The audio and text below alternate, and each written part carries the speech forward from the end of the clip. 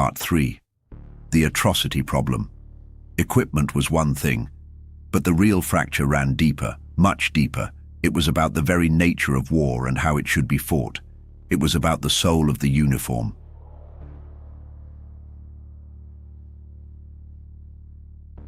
The Waffen-SS worked hand in hand with the Einsatzgruppen, the mobile killing squads that followed the army into the east. SS units participated directly in mass executions. It was policy, it was doctrine, it was the point of their existence. The Wehrmacht was not innocent. Individual army units committed atrocities. The clean Wehrmacht myth has been thoroughly debunked. But at the institutional level, there was a fundamental disagreement. Senior commanders saw that SS terror was a strategic disaster.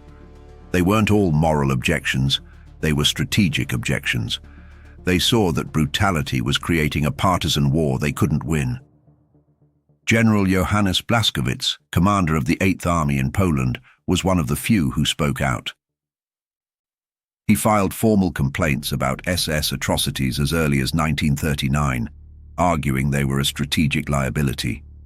He argued that executing civilians was creating resistance where there had been none, turning potential collaborators into bitter enemies. Hitler dismissed the complaints as childish. Blaskowitz was sidelined. The message was clear. The SS operated above military law, above military command, above any consequence.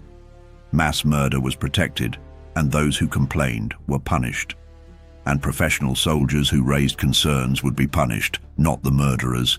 That's not a rivalry anymore. That's two irreconcilable value systems wearing the same uniform. A house divided against itself at the moment of its greatest crime. When the law only applies to one side, you no longer have an army.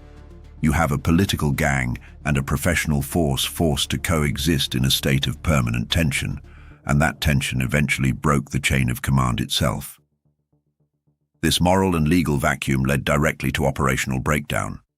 In the final chapter, we will see how this institutional rot manifested as disaster on the maps of the Eastern Front. Join me in Chapter 4, Command Chaos. Iron Archive. Subscribe now for the final chapter. Archive session closed.